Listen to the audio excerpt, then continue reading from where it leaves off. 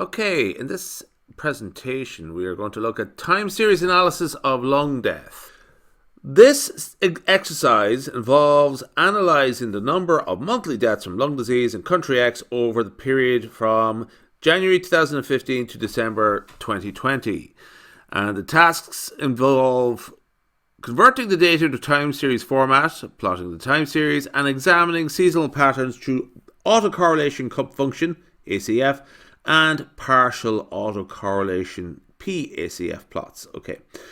It requires justifying the presence of seasonality based on visualizations, applying seasonal differences to remove seasonal effects, and re-evaluating the ACF and PACF plots to the different series to assess stationarity. Okay, the comprehensive analysis includes helps in understanding the temporal dynamics and underlying patterns in lung disease mortality data. Okay, so essentially this is time series analysis, and this is sort of really what we're learning about here, how to do time series analysis with Python. Okay, so just to sort of briefly go through the data set here. So essentially what I'm going to do here is create this data set, this pandas series with the following data set here. So I'm just going to set this up as a pandas series. Okay, so I'm just going to input the values here, lung underscore death, okay, and then just assign the date range starting from 2015, January 2015, and incrementally with a monthly frequency such that we have right up to, I think it's 60 of them, right? So, no, 72 actually, 72. So there's a periods equals 72, which is the length of lung data, and frequency is monthly. Okay, so some interesting stuff there is PD dot date range, date underscore range, and then just actually turning it into a series, which we're going to call lung underscore deaths underscore TS. Okay, so just essentially join them, combine the two pieces of information there as a pandas series. Okay, now we're going to work with that. There's other ways of doing this as well. You can import it as a data frame if you have the raw data frame. Okay, the raw data as a data frame, and using reading it in as a CSV essentially. Okay. So what we're going to do now is print that out and have just a quick look at it there. So let's just run that and give that a second to go. Now, so there we have it there. Okay, so we have our pandas series there for which tabulates the monthly total deaths per month from 2015 to 2022. So in January of 2015, we seem to have 3,035 deaths. In December 2022 or 2020, we had 1,915. So 72 observations there. Okay. So next part, plot this time series, giving appropriate labels for each axis, I should say. So essentially what we're going to do is import matplotlib, pyplot actually, and import it as PLT, okay?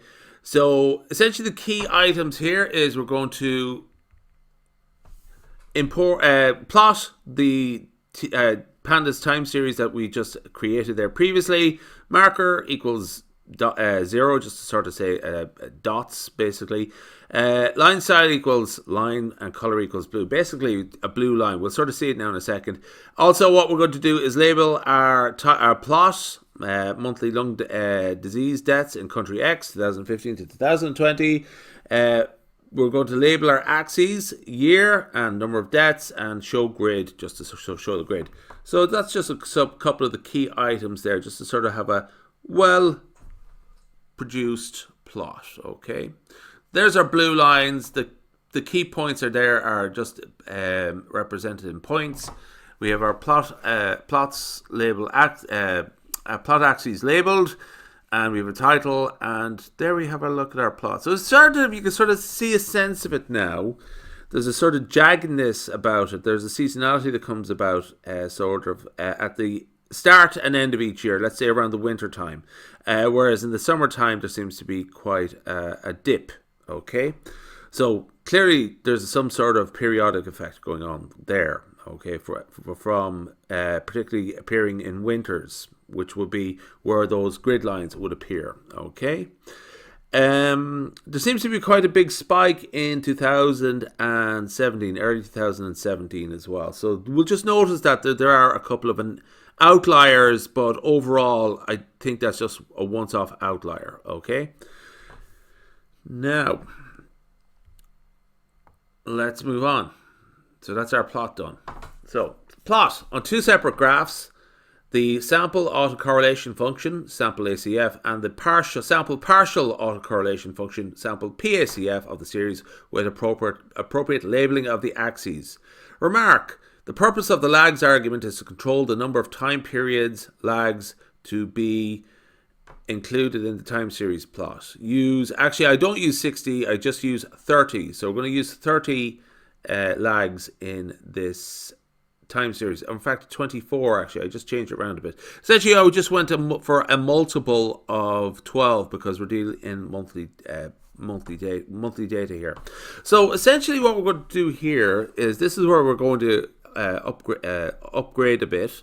So from stats models, we're going to import from the graphical tools. We're going to import two plots. So from stats models. .graphics.tsa plots, we're going to import plot underscore ACF and plot underscore PACF. So this will allow us functionality to create the autocorrelation plot and the partial autocorrelation plot. Okay, so essentially we're importing them from stats model, and so essentially that is what we get to work with. So it's similar enough here. Essentially the only key thing here is really we have the plot underscore ACF. Okay, and yeah, we have the sample ACF, the lag, and the autocorrelation. And likewise, we're going to do the same thing down here, the plot underscore PACF, which more or less has the same setup there. Okay, so let's run those. So import plot underscore ACF and plot PACF. Okay, so that is our sample autocorrelation function plot of the monthly long data. And again, you sort of see the periodic effects, the peaks and troughs, the sort of undulation motion throughout the data there. Okay, so that suggests seasonality, it certainly does. Partial autocorrelation function, let's have a look at that. And again, PACF, and more or less something similar there, that you do sort of see the seasonality quite present in the data, which is something we're sort of conscious of. Okay, it was very clear in the immediate plot at the start. Justify the presence of seasonality in the data. If you have, so just how in general would you interpret this? I won't get too much into how to interpret these plots because it does require a bit of reading. So this is more a Python tutorial rather than time series tutorial in that respect. So, but time series plot. So this is the first one we created. If you observe recurring patterns at regular intervals, which we certainly did, such as peaks and troughs occurring at similar times each year, which we did, with the winter time, this indicates seasonality. For example, if the number of deaths tends to increase and decrease or at the same time each year, this shows a seasonal effect, which is something that we have definitely spotted. Okay. The partial autocorrelation plots will show significant spikes at lags at multiple of 12 for monthly data if seasonality is present. And likewise, similarly, the PACF will show similar significant spikes at seasonal lags indicating the presence of seasonality. I will sort of skip past a couple of things there. If significant correlation persists over many lags in the ACF function, it can either be a truly random autocorrelation in the series, or there can be a fixed effect or a trend that has been removed, i.e. the series is not stationary. So hence non-stationary data. Okay, so that is something that we're going to look at here. So essentially what we're saying here is that the peaks and troughs here just indicate that we are dealing with stationary data and that we want to remove this stationarity from our data.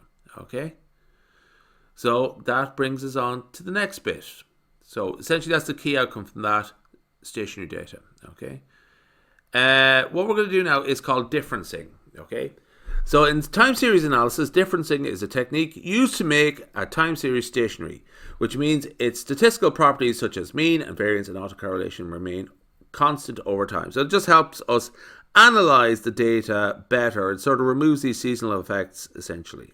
Okay. This is important because many time series models assume stationarity. Okay, so essentially it removes one of the seasonality effect out of the data, so it allows you to concentrate on other key insights from the data rather than being blinded by the seasonality, essentially. Okay, the difference series is then analyzed to identify patterns or relationships that are more stable over time. Okay. So what we're going to do now is create our differenced data. So essentially what we're going to do here is this method diff 12 and drop NA. So essentially it's essentially pairwise differences from one time period to the corresponding time period 12 months previously. And if there's any NAs, we drop them. Okay. So we end up with this long underscore deaths dot diff 12, which is the case-wise differences or the sequential differences, dot drop NA, and that gives us our differenced data. Okay, so we can have a look at it here now. Let's run that. I just have to, Jupyter Notebooks can just throw you around a little bit. Run it again. There we go. So this shows that there's been a drop from year to year of 102. This shows an increase of 337 and so on. So essentially we're going to have a look at that. Just notice there is one big outlier there. Okay, the February 2017. Okay, but the rest of them sort of look reasonably consistent just at first glance at this data. Okay, so we're not going to make too staggering a jump. There's another big outlier.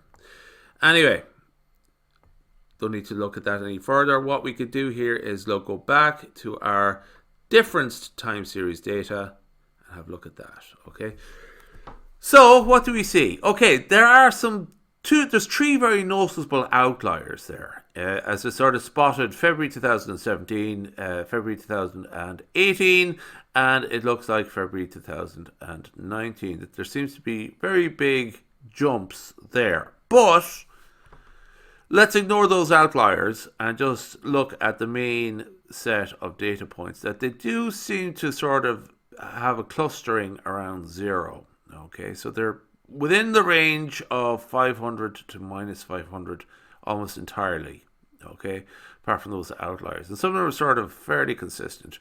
Obviously, time series does allow you to have some jaggedness, but overall, not too bad. So what we're going to do is plot the ACF and PACF of the different series up to lags 24 months. Okay, so essentially just saying lags equals 24, which is something I decided upon earlier on and I didn't stick with.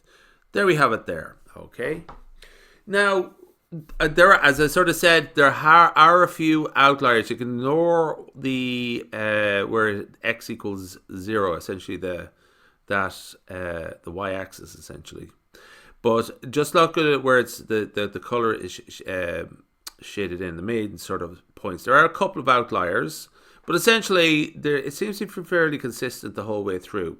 You can one or two outliers you can ignore, but evenly distributed or very closely packed around the x-axis, which is y equals 0. So that seems to tell me that the stationarity has been removed. Moving down here to this next one. There we go. And the same thing for the PACF there. Something very similar there. So what did I do there? Just to go back and look at the plots. Essentially the plot underscore ACF of the differenced time series data set. Okay. So comment on your plots in exercise 6. These plots prove, so the PACF and the ACF and the PACF plots of the seasonally different series provide insights into stationarity. So after seasonal differencing, if the ACF plot shows no significant seasonal spikes and the autocorrelations drop off quickly, it suggests that seasonality has effectively been removed and the series is now stationary. Likewise, we look at the PACF plot the same way. If there's no significant spikes around the initial lags and the partial autocorrelation function, and the partial autocorrelation decays quickly, then it indicates that the series is stationary. Okay. Stationarity means that the statistical properties of the time series, such as mean, variance, and autocorrelation, remain over time. Let's just sort of just go back a bit here and just sort of compare this.